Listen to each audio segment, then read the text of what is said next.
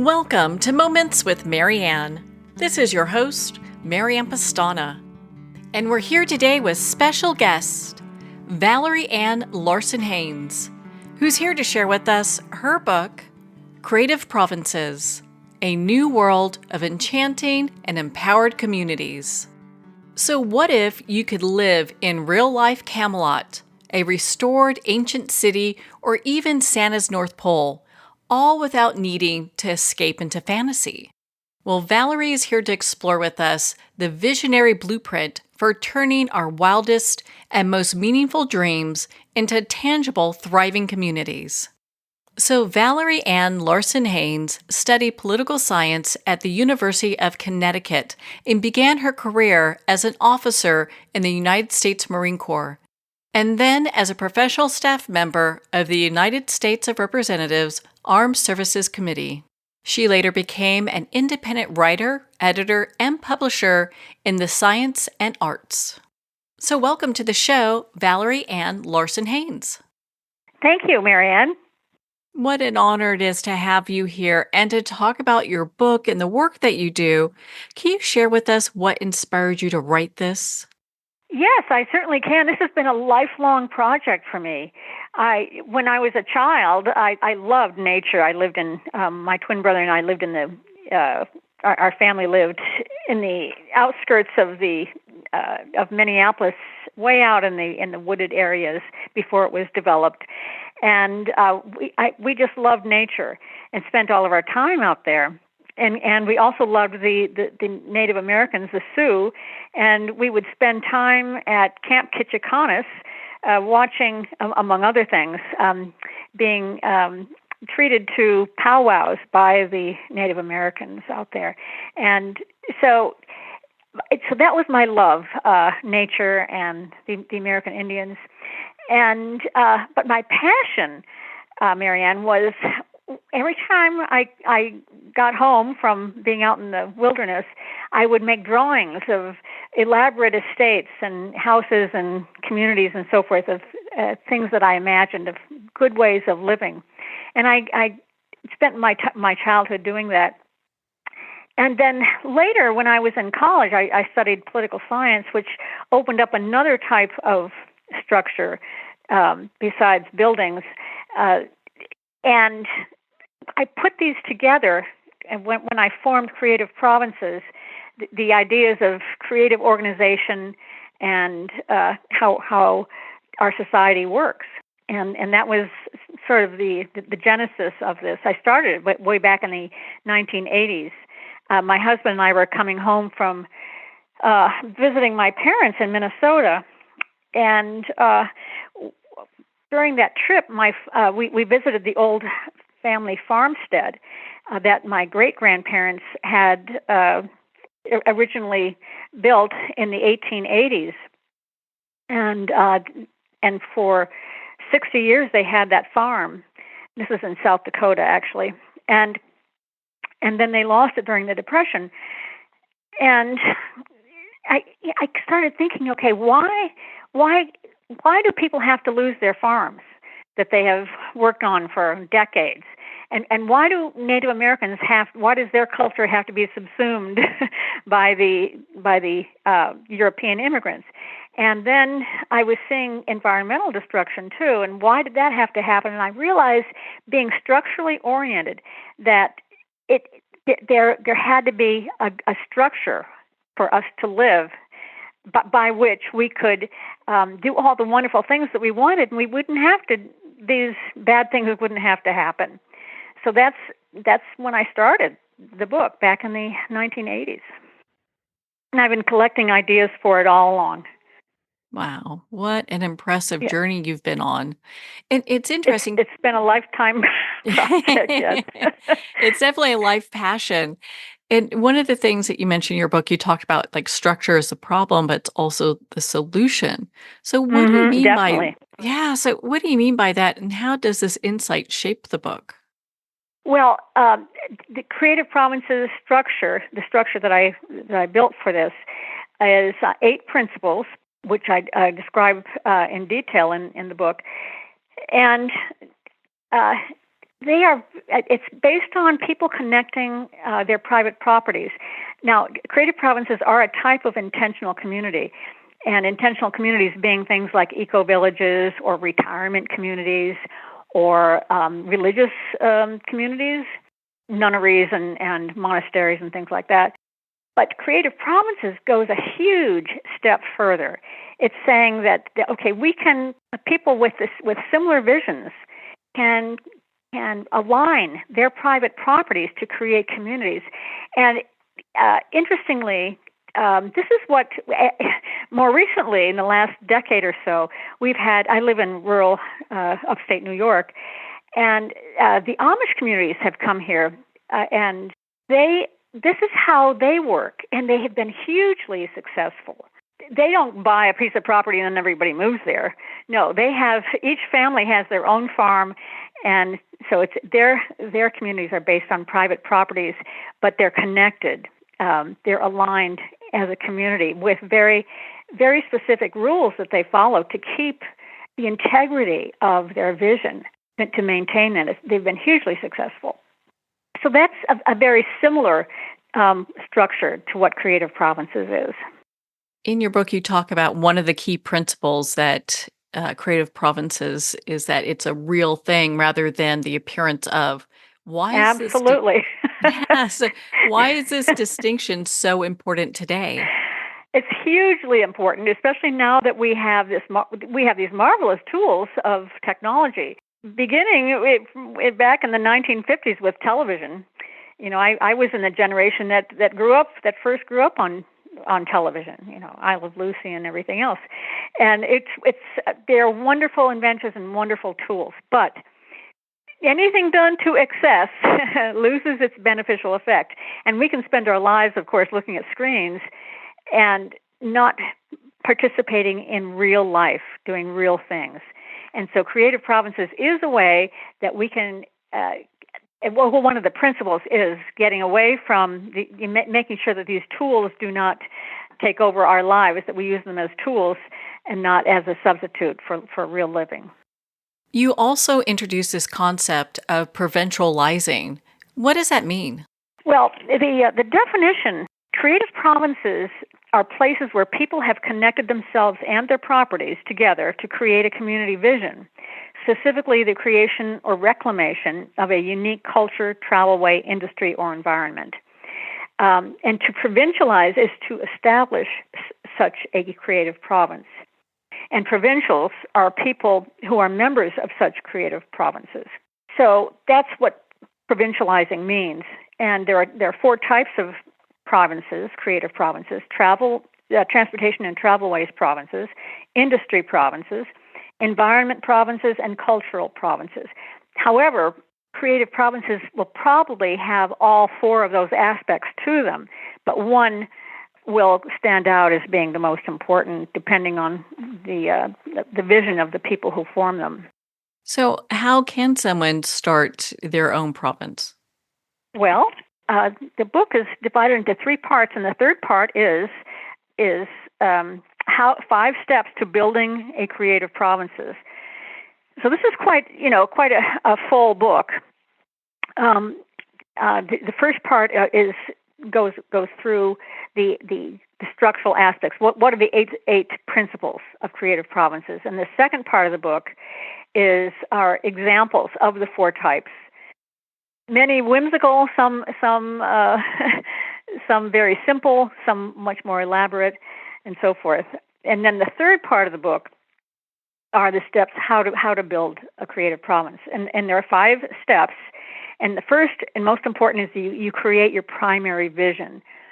What is it you want to create? Maybe you want to create, Santa's North Pole, or ancient Rome, or a Viking community, or Camelot, or a Wild West province with cowboys and open range cattle herding and stuff like that.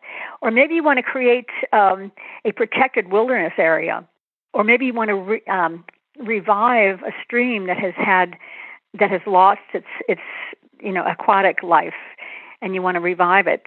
There's so many things, but you create your primary vision of what it is you want to do, and then you create supporting visions, which are that further shape your vision, and then the third step is you create rules to protect your vision.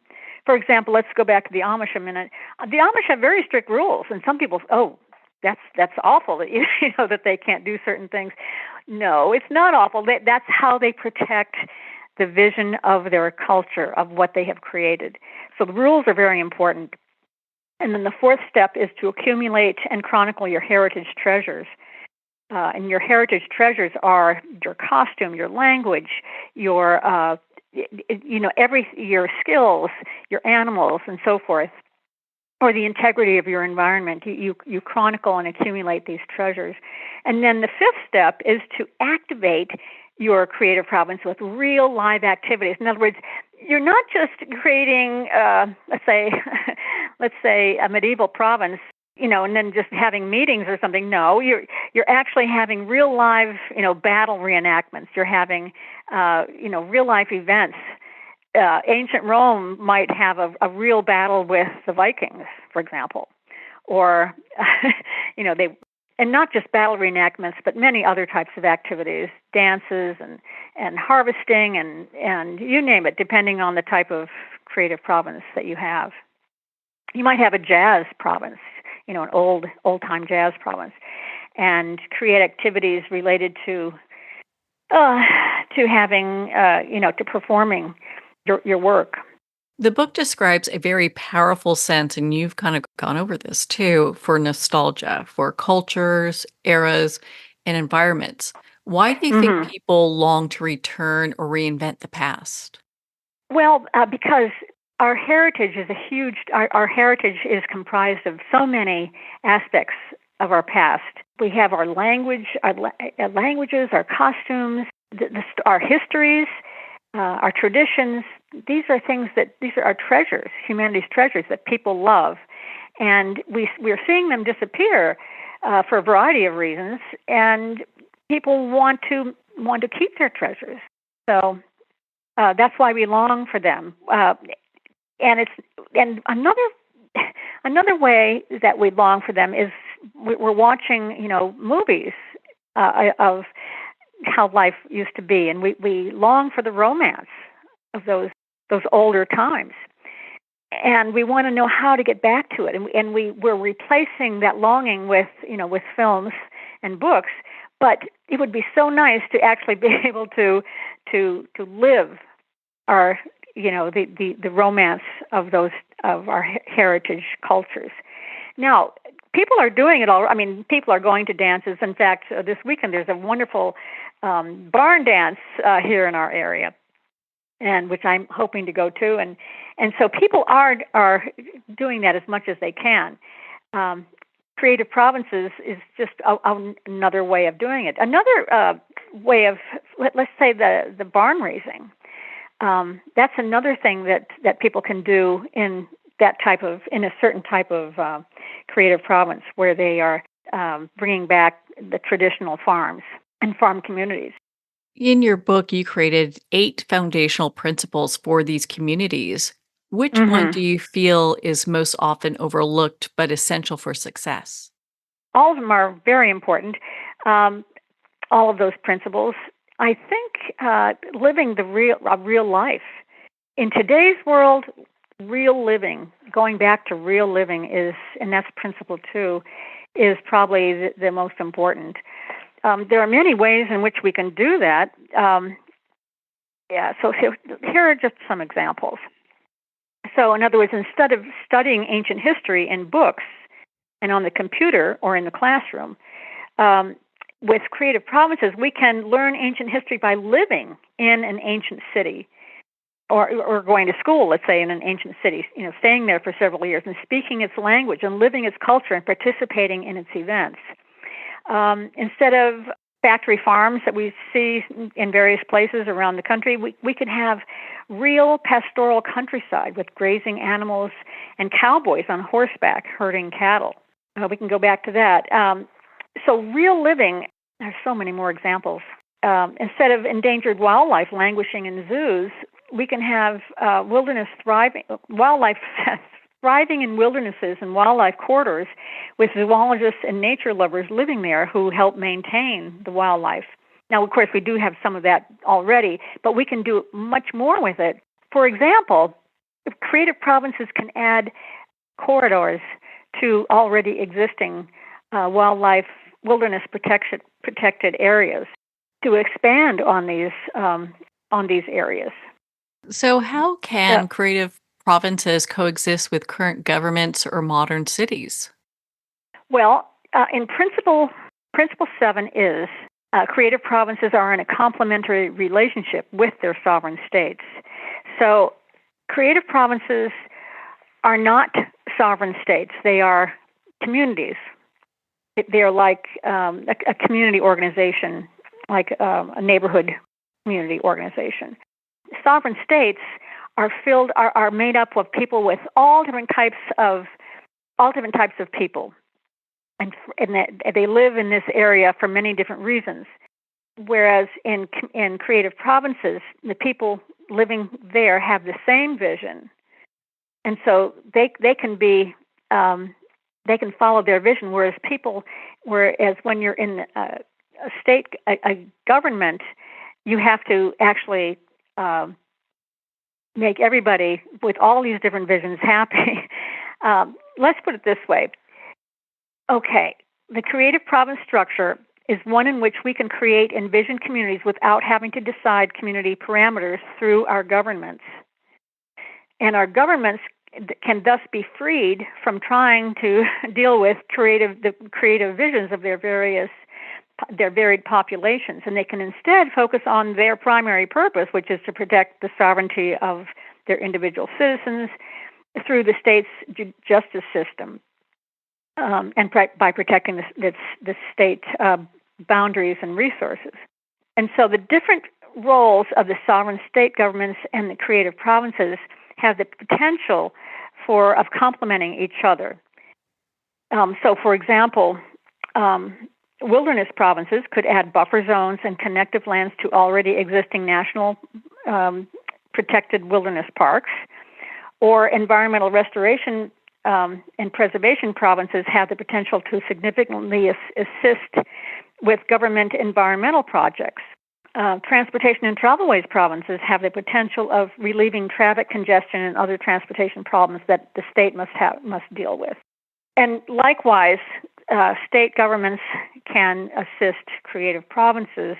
For example, a state bicycle trail might join a bicycle province road and expand its reach, or it might, or a state historical park might join a historic province to include its buildings and historic battlefields and programs in that province.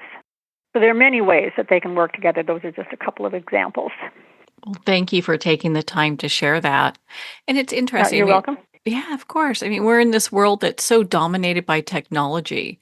So how do creative provinces offer a more human-centered alternative? Well, there are so many ways, but essentially, we are bringing. We need large industries and large organizations and governments to a certain degree, and we need the small ones too.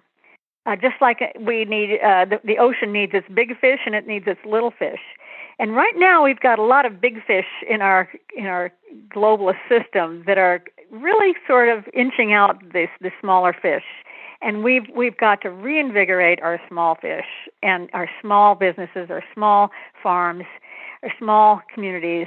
And this is a huge part of what Creative Provinces is all about. It's a way to do that. It's a way to bring back our family farms, and there are some really great examples here of some of these small communities provinces that we can create. For example, here where I live, we have a lot of small organic dairy farms. Just maybe 40 cows, and they spend their time in pasture. And then we also have a lot of beekeepers. So I'm thinking this would be a really good place to start a province of the land of milk and honey. That's sort of on my. I'm envisioning that probably for some time in the not too distant future. In other words, and then so if we start that, that means that other small organic dairy farmers will tend to relocate here or start here, and same with beekeepers. And pretty soon, this area grows into the land of milk and honey. You see how that goes? Yes, how clever is that? Yeah. Another rather charming example, I think, of of a small farm industry province would be a small Three Little Pigs province.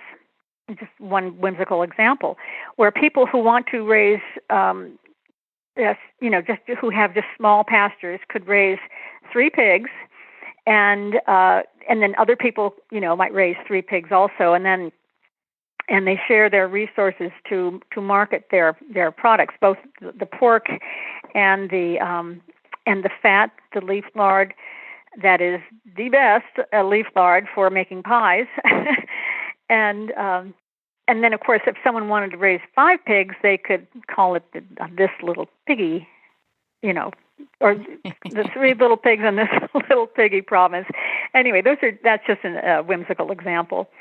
Those are great there are many examples. Others. Yeah. But the most charming example, I think, of a creative province is one of the transportation provinces that I can see envisioning for the future is a hot air balloon corridor province, where hot air balloonists, especially in an area where it's conducive, the airflow and so forth is conducive to hot air ballooning, and they form a transportation province where they are. Well, let's see here. I'm just looking at my book, and this example is called Rainbow Balloon Province and Balloon Corridor. Imagine a region where hot air balloons are a primary mode of transportation between distant points. And so in this case, hot air balloon enthusiasts form a rainbow balloon province and balloon corridor dedicated to hot air ballooning. And they have many provincials who live in far-flung places, but there are also some closely grouped provincial properties enabling province hubs to form. And so thus they have a network of hot air balloon airstream pathways among and between these hubs, and also they form some pathways that are fairly reliable for hot air balloon travel between distant points. And I just think this could be so enchanting. I go into more detail on that, but anyway, transportation provinces could be a lot of fun. Travel right today, and this goes back to your previous question. Today we're rushing from place to place. We're rushing from one place where we look at life on a screen, and then we get into a machine and quickly drive or fly or whatever to another place where we then look at life through a screen. Well, maybe what we should be doing is actually traveling by horse or by hot air balloon or by vintage automobile or something. The long, slow way, and making that part of this wonderful experience of life. Well, what a great adventure that would be. It certainly would be. Oh my goodness. Well, and it's interesting because I like how you allow for just this extraordinary amount of flexibility that provinces can overlap and evolve, and even what you call federate. How do you vision this working in real life communities? Well, the federation province. Well, when provinces form, you'll have small creative provinces in various locations. But if they're similar, let's say, let's go back to the historic provinces.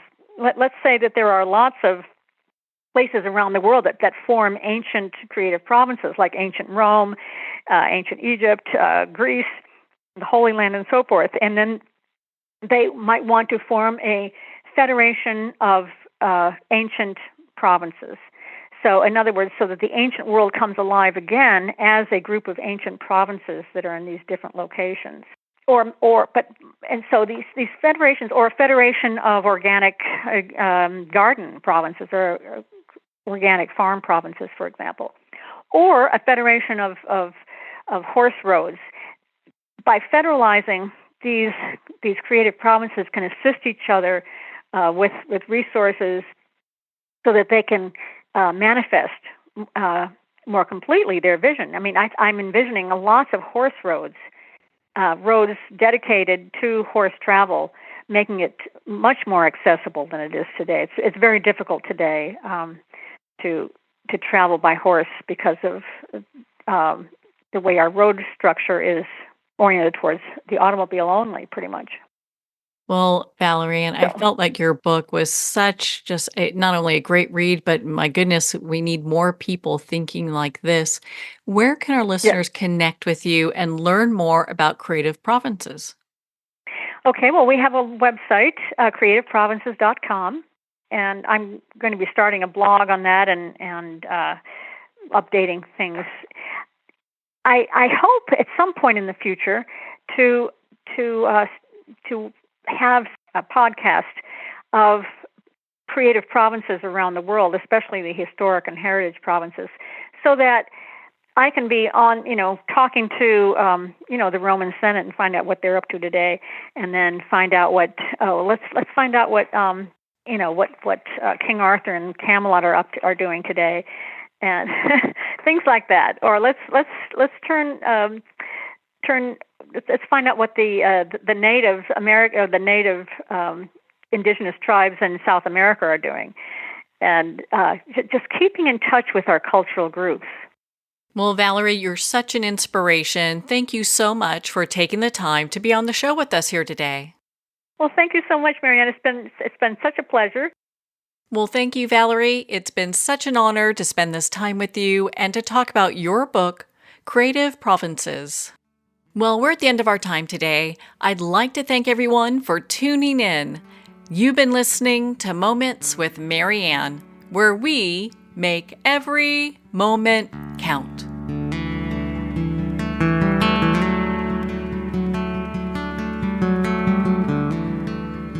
In a single moment, your life can change. Moments with Marianne is a transformative hour that covers an endless array of topics with the best of the best. Her guests are leaders in their fields, ranging from inspirational authors, top industry leaders, and business and spiritual entrepreneurs. Each guest is gifted and a true visionary. A recognized leader in her own work, and while teaching others to develop, refocus, and grow, Marianne will bring the best guest and sometimes a special surprise. Don't miss this. You never know just which moment will change your life forever. Make sure to tune in and visit momentswithmarianne.com for more information.